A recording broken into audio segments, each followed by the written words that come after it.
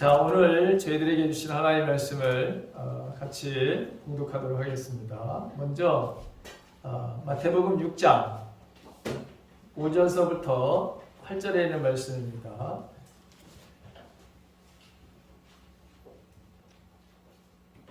다 같이 함께 하나님의 말씀 공독합니다. 다 같이 시작. 또 너희는 기도할 때에 외식하는 자와 같이 하지 말라. 그들은 사람에게 보이려고 회당과 큰 거리 어귀에 서서 기도하기를 좋아하느니라. 내가 진실로 너희에게 이르노니 그들은 자기 상을 이미 받았느니라.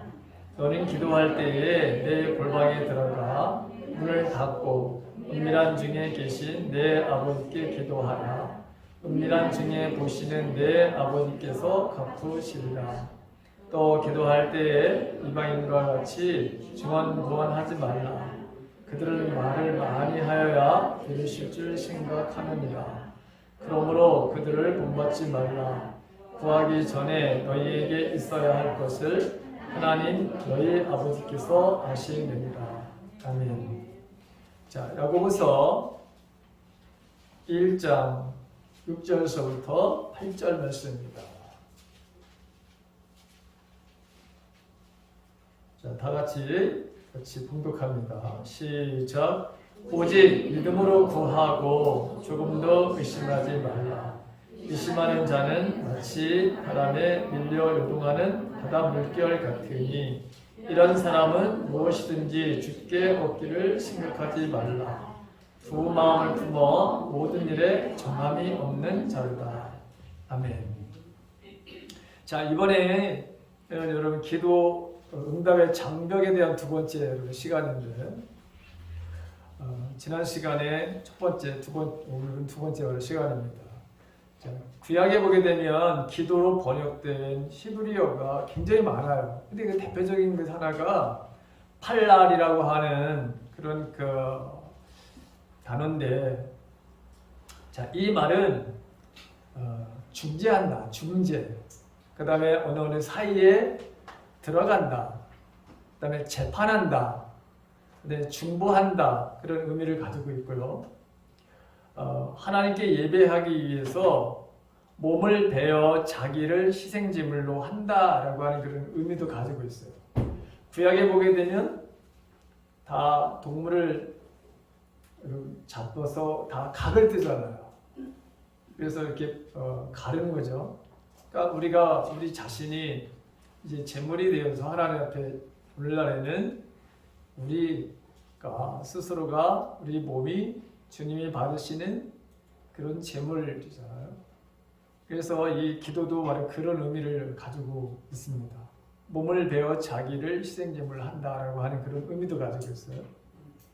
자, 히브리어는 바로 그런데 이 히브리어 팔라를 히라바로다가는 어떻게 어떤 동사를 썼냐면은 이제 하나님께 드리는 기도라고 하는 그런 말에다가 딱 한 정도에서 썼는데 이 기도라는 것은 간청하다, 또 예배하다, 감사한다, 찬송한다, 찬양한다 라고 하는 그런 말로 이게 기도라고 하는 말이 그렇게 번역이 되고 있습니다.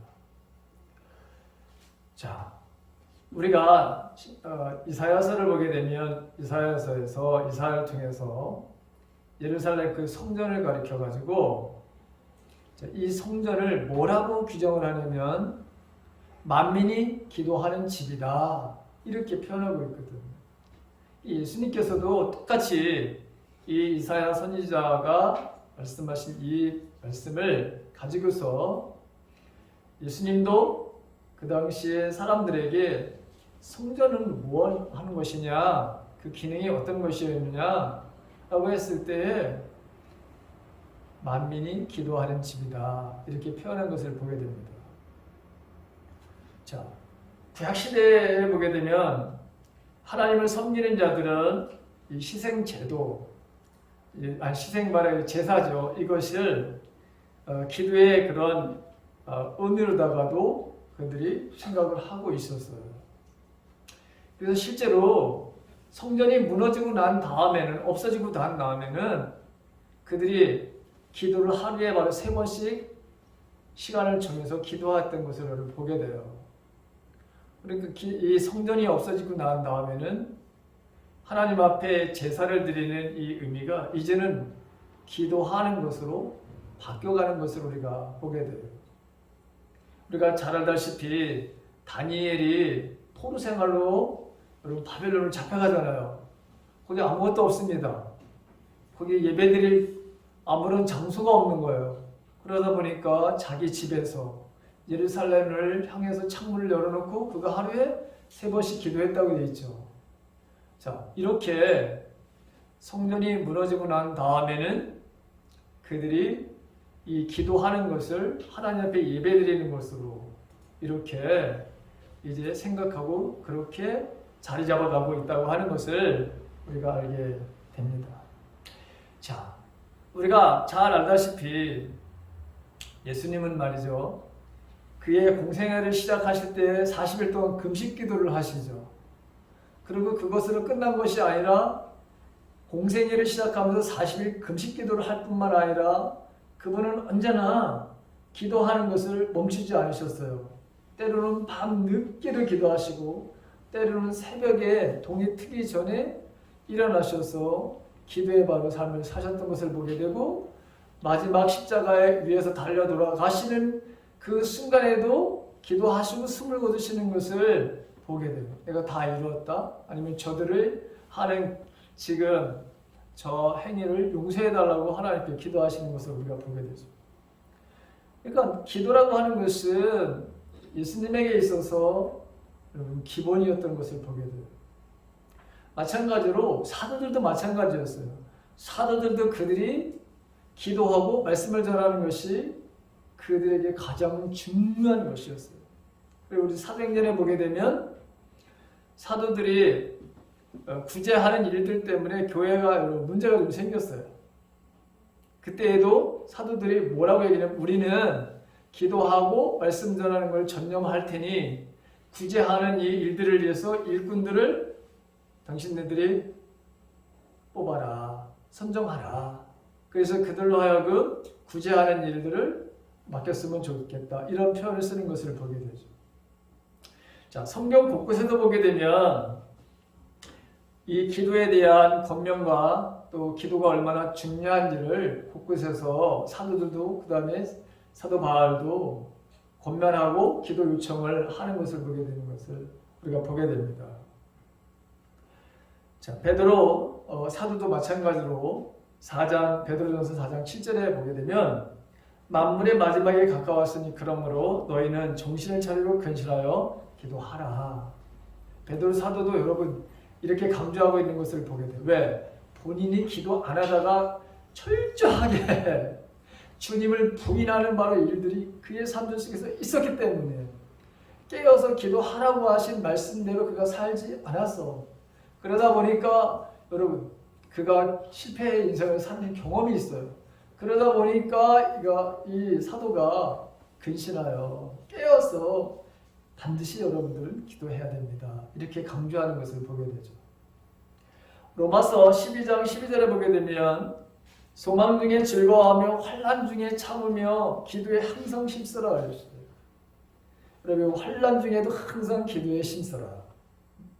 우리가 잘 아는 대로 데살로니가 전서 5장 17절에 보게 되면 쉬지 말고 기도하라 이렇게 되어 있죠.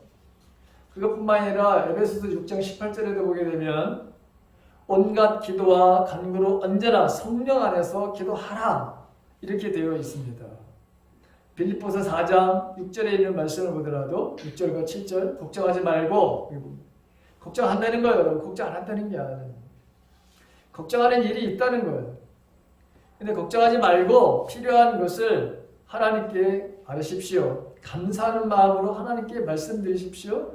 그러면 우리 주 예수 그리스도 안에서 그 어느 누구도 측량할 수 없는 평안이 여러분의 마음과 생각 가운데 풍성히 임할 것입니다.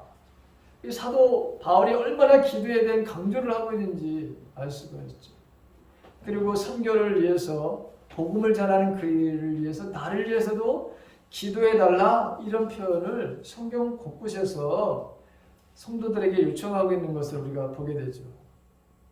자, 오늘은 이 기도에 대해서 예수님께서 직접 제자들에게 가르쳐 주시기 요청을 했을 때 기도에 대해서 이런 것들을 너희들이 해서는 안 된다라고 하는 기도의 응답의 장벽에 대해서 먼저 말씀을 해 주시고 그 다음에 이렇게 기도하라 해서 주기도문 그것을 가르쳐 주신. 그래서 지난번에 여러분 제가 주기도문에 대한 강의를 한 걸 여러분 생각나는 분이 하여간 그 앞서서 주님이 말씀하신 거예요. 자, 오늘은 기도 응답의 장벽에 대해서 두 번째 시간인데 도대체 우리 기도의 장벽이 뭐냐? 기도 응답의 장벽이 도대체 뭐냐? 장애물이 뭐냐? 첫 번째 5절에 있는 말씀 보십시오. 오늘 보게 되면 너희는 기도할 때 외식하는 자와 같이 하지 말라 이렇게 됐습니다. 자, 외식하는 자와 같이 하지 말라라고 하는 건데 여기 이 외식한다고 하는 것은 외식이라고 하는 말은 이거 여러분 무대에서 가면을 쓰고 말이죠. 혹은 무대에서 연기자를 말하는 거예요. 연기. 지금 연기를 하고 있는. 자, 연기자는 주인공에 따라서 말과 또 행동을 제각기 연기를 하게 되어 있어요. 그러다 보니까 여러분들 악역을 감당하는 그 배우 유명한 사람들 보게 되면 괜히 저 사람 나오면 마음이 바로 저 악당 뭐 이렇게 표현하잖아요. 근데 그 사람은 여러분 악당이 아닐 수도 있잖아요. 근데 꼭 악당만 맡아가지고 하다 보니까 그 사람 꼭 그렇게 이미지를 바로 우리가 생각할 수 있거든요. 근데 여기 오늘 보게 되면 자, 이 사실은 이 해당과 큰 거리 여기에 서가지고 소리 지르면서 말하는 기도해. 나 기도하는 사람이야. 이렇게 형식적으로 외식적으로 마음의 진실함을 가지고 하나님께 나가지 아니하는 이거는 정말 기도의 응답의 이런 절대적인 장애물이다라고 하는 것을 말씀합니다. 외식이라고 하는 것은 다른 말로도 이거는 위선이라고 하는 거예요. 위선. 여러분 기도는 하나님 앞에서 절대로 위선 그걸 하나님이 모르실 리가 없는 거예요. 왜? 하나님은 우리가 알다시피 모든 것을 알고 계신 하나님이라고 했어요. 우리의 마음의 중심의 모든 마음의 동기 이 모든 것들을 바로 알고 계시는 분이에요. 어떤 마음으로 지금 기도하는지 어떤 자세를 가지고 어떤 태도를 가지고 주님 앞에 지금 내가 있는지 그 모든 상황을 다 알고 계신 분이에요. 그래서 이 외식하는 사람들은 하나님에 대해서 모르기 때문에 이렇게 지금 기도하려고 하는 마음을 가지고 있는 거예요. 이 외식적인 기도, 사람 앞에서 자기가 기도하는 사람인 것을 드러내고 싶어하는 그런 마음을 가지고 있는 사람이거든요. 그런데 기도라고 하는 것은 여러분들이 잘 알다시피 하나님과 나와의 은밀한 대화잖아요. 그분과 바로 나와의 사귐이죠. 그분과 나와의 바로 교제입니다. 그분과 나와의 바로 친밀함이잖아요. 근데 외식은 이게 바로 가면이고 또 이게 연기를 하는 것 같이 다른 사람들에게 나 기도하는 사람이라고 하는 것을 보여주려고 하는데 그 모든 것들을 다 주님은 알고 계신 거예요. 그렇기 때문에 너희들은 이렇게 형식적이고 진실을 담지 아니하는 이런 기도는 절대로 너희들이 해서는 안 된다라고 주님이 말씀하고 계시는 거죠. 큰 소리로 남이 듣도록 하는 그런 것이 이게 기도가 아니잖아요. 주님 우리의 영과 주님의 영이 바로 받는 대화이거든요. 그래서 고린도전서 14장 15절에 보게 되면 사도 바울이 이런 말씀을 합니다. 그러면 어떻게 할까? 내가 영으로도 기도하고 또 마음으로 기도하며 내가 영으로 찬송하고 또 마음으로 찬송하리라. 이런 말씀을 하는데 이건 방언에 대한 이야기를 하시면서 그러면서 자, 나는 하나님 앞에서 마음과 영으로 나는 기도하는 삶을 나는 산다라고 하는 것. 그래서 우리가 기도한다고 하는 것은 꼭 우리가 입술로 그냥 떠벌리고 그냥 말을 해야지만 기도를 하고 여러분 그렇게 생각해서는 안 돼요. 우리가 물론 바로 여러분 말다가도 해야 되죠. 그러나 말 안 해도 우리가 바로 말을 안 해도 얼마든지 우리의 마음속으로 주님과 주고받을 수 있어요. 꼭 말을 해야 되는 건 아니에요. 자, 기도하는 사람들에게 은연중에 보여주고 들려주고 싶어하는 것, 여러분 이런 마음을 가지고 있다면 우리도 이것에 대해서 정말 경계를 해야 된다라고 하는 것이죠. 공식적인 오늘 여러분 예배 때 우리 최순익 원사님이 기도한 거, 이 공식적인 예배는 이거는 말아 여러분 이 기도는 다를 수 있는 거예요. 여기서 말하는 말의 기도는 항상 하나님과 나와의 이 평상시에 어떤 마음, 어떤 자세를 가지고 하느냐라고 하는 것에 여러분 더 초점이 맞춰져 있는 거예요. 그러면서 오히려 예수님은 뭐라고 말씀하시냐면 골방에 들어가서 기도해 이렇게 말씀하시는 것을 보게 됩니다.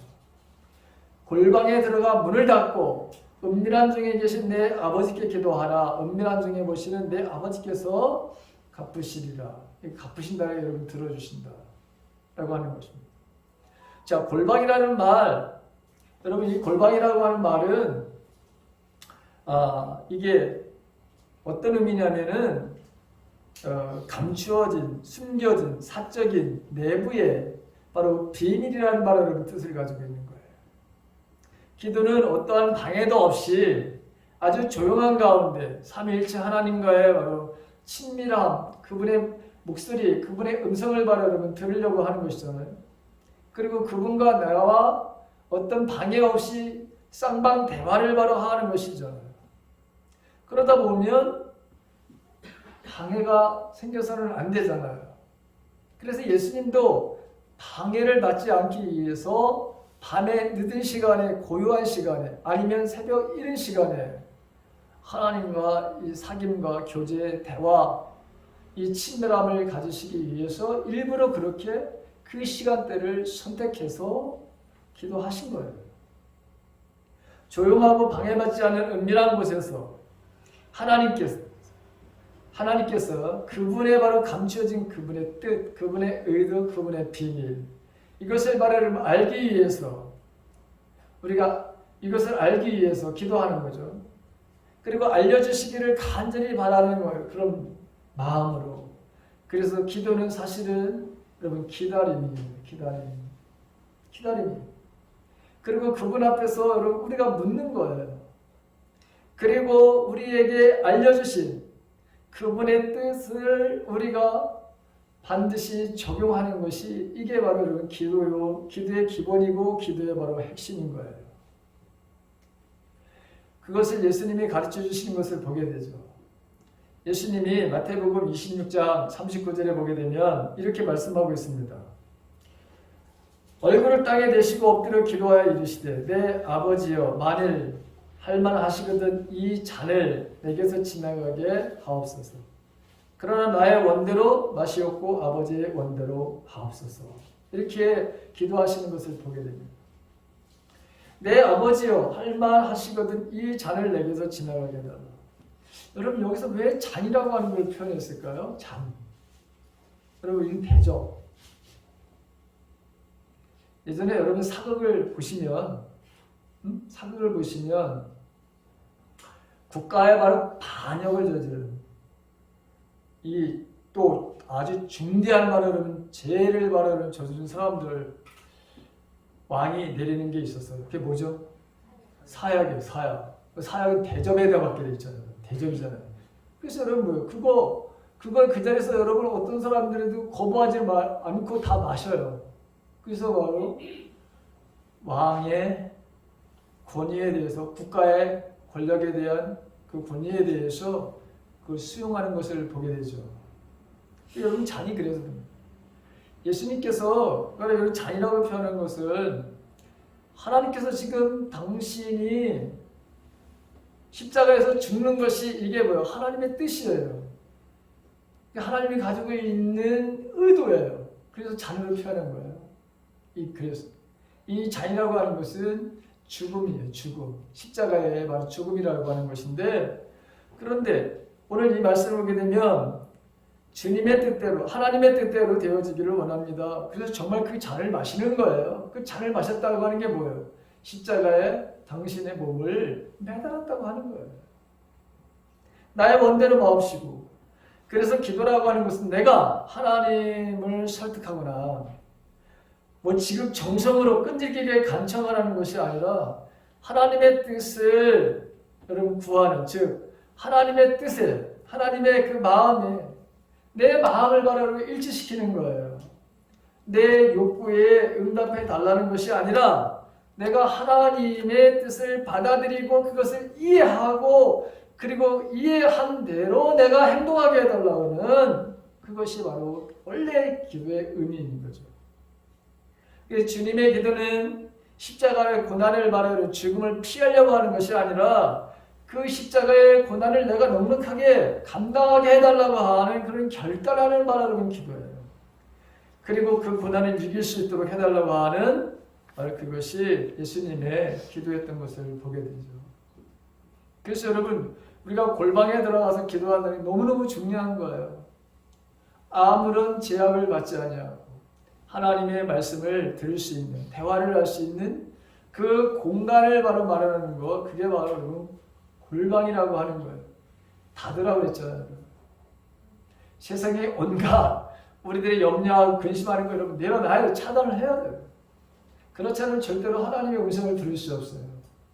우리의 마음에 우리의 마음속에 온갖 여러분 그 생각들, 염려와 걱정으로 가득 찬 이 마음을 가지고 하나님 앞에 나가봤자 하나님이 말씀하시는 걸 여러분 들을 수가 없어요. 그래서 골방에 들어서 문을 닫으라고 하는 것은 모든 염려와 걱정, 이 모든 것들을 여러분 다 내려놔야 된다는 거예요. 때때로 하나님은 우리들에게 환상과 꿈을 통해 가지고 말씀해 주시는데 그것을 알 수 없는 경우가 여러분 있어요.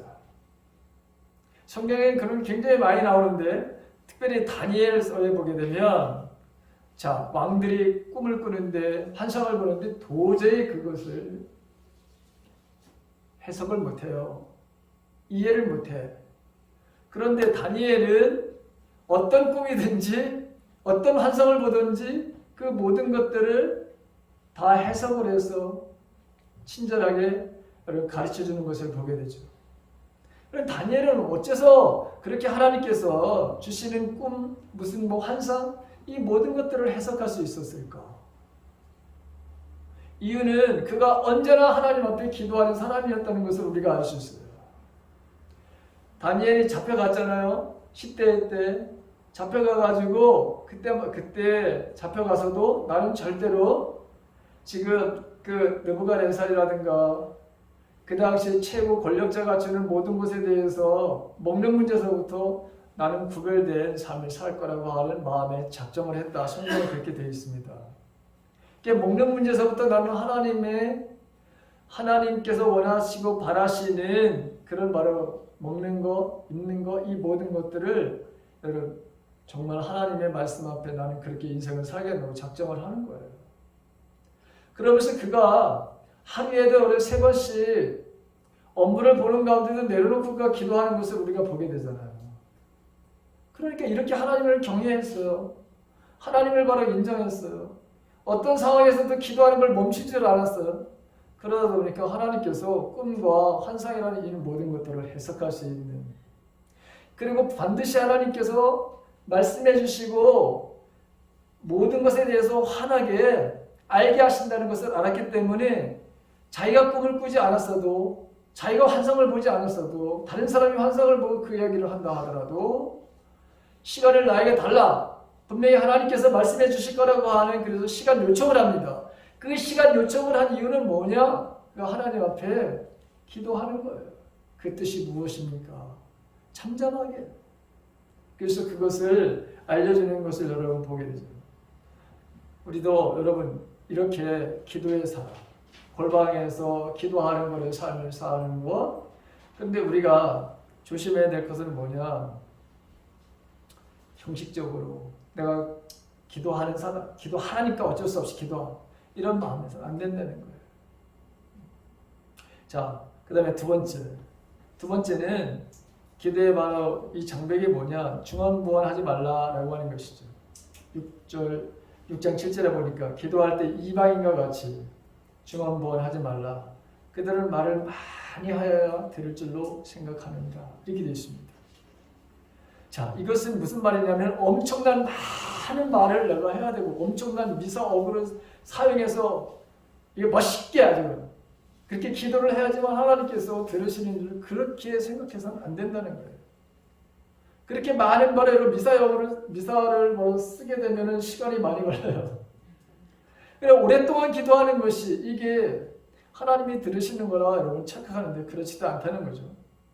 여기 중언부언이라고 하는 말을 보게 되면 이게 지루하게 제잘거리다, 공연히 반복하다, 계속해서 같은 말을 반복하다, 무의미한 말을 많이 한다라고 하는 것이 중언부언이라는 말이에요. 기도는 우리가 하나님을 의지하는 행위 표현이죠. 그래서 어린아이와 같이 자기 자신의 소원과 바람을 이루기 위해서 때를 쓰는 것 같이 계속 부모님을 따라다니면서 조르고 똑같은 말을 계속해서 반복하면서 자기가 원하는 것을 이루려고 하는, 가지려고 하는 그런 의미가 아니다라고 하는 거예요. 이렇게 말에 또 말로 시간을 갖는다고 해서 기도의 응답을 받게 되는 것도 아니라고 하는 것입니다. 여러분 기도 굉장히 중요하죠. 철야 기도 여러분 얼마나 중요한지 몰라요. 하나님 앞에 나와서 조용히 그 시간을 바로 들으면서 기도하는 거예요. 근데 만약에 철야 기도를 하더라도 정말 어린아이와 지금 떼쓰매 바라 여러분 그런 기도를 하면서 하나님 들어주실래 안 들어주실래 들어주실래 안 들어주실래 그렇게 만약에 우리가 밤을 새운다고 생각을 해보십시오. 그처럼 정말 시간 낭비하는 사람이 없을 거예요. 그걸 기도했다고 그렇게 착각을 하고 나 기도했는데 나 안 들어주더라. 나 그래서 난 그만뒀어. 이렇게 말해 여러분 이야기하는 사람들도 의외로 많아요. 기도해봤자 아무런 소용이 없어. 하는 때나 안 하는 때나 똑같아. 오히려 그 시간에 가서 잠자는 게 훨씬 나아. 정말 이렇게 무식하게 말하는 사람들 의외로 많아요. 자 오늘 보십시오. 그들을 본받지 말아라. 구하기 전에 너희에게 있어야 할 것을 하나님 너희 아버지께서는 아시느니라. 자 이방인들을 본받지 말라는 게 뭐예요? 여기 우상 숭배를 하는 사람들. 이 사람들은 어떻게 바로 여러분 그들이 자신들의 욕구, 자신들의 바로 그 바람을 얻으려고 하느냐. 자 그들은 신을 달래야 된다고 생각하는 거예요. 자기가 믿는 신을 달래야 돼. 자기 신을 바로 마음에 들게끔 해야 돼. 그러다 보니까 시간을 바로 내가 엄청나게 드리고 일찍 일어나야 되고 뭐 그 내용, 그 관계가 중요한 것이 아니라 이 형식을 얼마나 따지고 우리가 여러분 그 엘리야가 갈멜산에서 바알 선지자하고 그 대결하는 장면을 한번 보세요. 거기 우상을 섬겼던 그 사람들, 그 제사장들이 하는 일이 뭡니까? 자기 몸을 바로 여러분 찢고 상해하고 그래서 내가 이렇게 당신을 바라보고요 사랑한다. 내 몸에 피를 흘리면 별짓을 바라 여러분 다 하면서 제발 좀 당신이 말씀하시는 당신이 우리의 기도를 들어주시는 분이라고 하는 것을 보여달라고 정말 자기 몸들을 상해하면서 그렇게 난리를 쳤지만 아무런 말도 못하는 아무런 응답도 없는 것을 우리가 보게 되잖아요. 그게 세상 사람들은 그런 식으로다가 자신들의 바람과 욕구를 채우려고 한다는 거예요. 모든 것을 바라는 그런 식으로. 그런데 기도는 그런 것이 아니다. 이미 너희들이 알고 있어. 하나님이 무엇이 너희들이 필요한지. 그러면 필요하면 여러분 우리가 그럼 왜 기도하나요? 이렇게 이야기할 수 있고 필요하면 그냥 주시면 되는데 그게 아니라 여러분 우리는 그 알고 계신 하나님 어떤 것을 바라려면 하나님께서 분명히 우리에게 주시는지 필요한 것은 알고 있지만 그러나 기도는 우리가 간절함이 있어야 되고 열정의 끈질김이 있어야 되는데 그것은 하나님께서 우리들에게 주시려고 하는 것이 무엇인지를 들으려고 여러분 끈질김이 있어야 되는 것이고 그런 열정이 있어야 되는 거예요. 뭔가 내가 많이 말을 해서 그래서 뭔가 감동을 시켜가지고 그리고 하나님을 굴복시켜가지고 내가 얻어내야지 그런 게 아니라는 것이죠. 그분의 말을 여러분 침묵 속에서 그분의 음성을 들으려고 그 기도의 자리에 우리는 더 나가야 된다고 하는 거예요. 그런 간절함과 그런 열정과 그런 끈질기. 언제나 하나님의 음성을 들으려고 하는. 기도는 그래서 필요로 하는 것을 떼쓰는 절실함이 아니라 반복적으로 말씀드리지만 기도는 내 뜻대로 하나님을 움직이는 것이 아니라 내가 하나님의 뜻대로 내 마음을 고정시키는 거예요. 일치시키는 거예요. 그분의 마음과 내 마음이 하나가 되도록 여러분 항상 일치시키려고 하는 거예요. 그래서 여러분 힘든 거예요. 그래서 여러분 기도는 절대적으로 여러분 필요한 거예요. 자, 세 번째는 여러분 불신이에요. 믿음 없는 기도는 응답의 바로 장벽이라고 하는 것을 오늘 야고보서 사도를 통해서 우리가 다시 한번 확인하게 됩니다. 하나님께 구할 때는 믿고 구해야 합니다. 딱 그렇게 나오죠. 믿고 구해야 합니다. 이렇게 되어 있어요. 히브리서 11장 6절에 있는 말씀도 보게 되면 믿음이 없이는 어느 누구도 하나님을 기쁘시게 할 수 없습니다. 하나님께 나오는 자는 그가 계시다는 것과 그를 찾는 자들에게 상 주시는 분이라는 것을 진정으로 믿어야 합니다. 이렇게 되어 있어요. 자, 마태복음 17장 14절서부터 20절에 보게 되면 어떤 아버지가 아들이 간질병을 그런 바로 아들을 둔 아버지가 있었어요. 이게 귀신이 들려가지고 간질병이 온 거였어요. 예수님의 제자들에게 와서 내 아들의 바로 이 질병을 좀 고쳐달라고 그렇게 이야기를 하고 그 제자들이 기도를 했는데 아무런 소용이 없었어요. 그러면서 예수님이 뭐라고 말씀하시냐면 이 아들을 고쳐달라고 하는 그 아버지와 그 제자들에게 믿음이 없고 뒤틀려진 세대여 도대체 언제까지 내가 너희와 함께 있어야 하겠느냐 언제까지 내가 너희를 참아야 하겠느냐 이렇게 말씀하시는 것을 보게 돼요. 믿음이 없다. 자, 그리고 이제 그를 치료해주고 다 난 다음에 예수님의 제자들이 조용히 예수님에게 나가서 물어봐요. 예수님, 우리는 왜 그 귀신 들려서 간질을 하는 그 아이를 왜 우리는 고치지 못했나요? 그렇게 여쭤봤을 때 예수님이 하시는 말씀이 20절에서 뭐라고 말씀하시냐면 너의 믿음이 적어서야. 너의 믿음이 너무너무 여러분 적어서야. 이렇게 말씀하시는 것을 보게 됩니다. 이 말씀을 우리가 마가복음에 보게 되면 12년 동안이나 천리병을 앓고 있는 여인, 그 여인에 대한 이야기를 통해서 이 여인이 어떤 믿음을 가졌는지를 우리는 알 수 있어요. 12년 동안 천리병을 고치려고 했다고 그러잖아요. 그 많은 바로 의원을 찾아가고 처방을 받았어요. 그런데 몸은 점점 더 나빠졌어요. 그리고 가지고 있던 경제적인 문제가 더 여러분 악화됐어요. 자, 그런데 어느 날 예수님이 바로 여러분 지나가신다는 소식을 들은 것 같아요. 그래서 이 여인이 예수님의 옷자락이라도 만지면 내 병이 나을 것 같다는 그런 믿음 하나를 가지고 정말 수많은 사람들이 모여있는 그곳에 자기가 거기 가서는 안 되는 바로 자리이거든요. 이미 부정한 여인이야. 그 당시 사회적인 기준으로 말한다면 절대로 여러분 하혈을 하는 여자들은 공중 앞에 나갈 수가 없는 거예요. 사람 앞에 나갈 수가 없는 거예요. 왜? 스치는 순간 모든 사람이 자기 자신을 인해서 다 부정한 사람이 되어버리는 거예요. 그럼에도 불구하고 이 여인이 예수님의 옷자락이라도 만져야 되겠다는 그런 믿음을 가졌어요. 자, 예수님께서 뭐라고 말씀하시냐면 마가복음 5장 34절에 여자에게 따라 내 믿음이 너를 낫게 하였다. 안심하고 가거라. 그리고 건강하게 지내거라. 이렇게 말씀하시면서 그 여인을 보내시는 것을 보게 돼요. 여러분 이렇게 믿음이라고 하는 것이 우리 기도에도 또 우리의 삶의 치유에도 너무너무 중요하다는 걸 알 수 있어요. 근데 불신의 마음은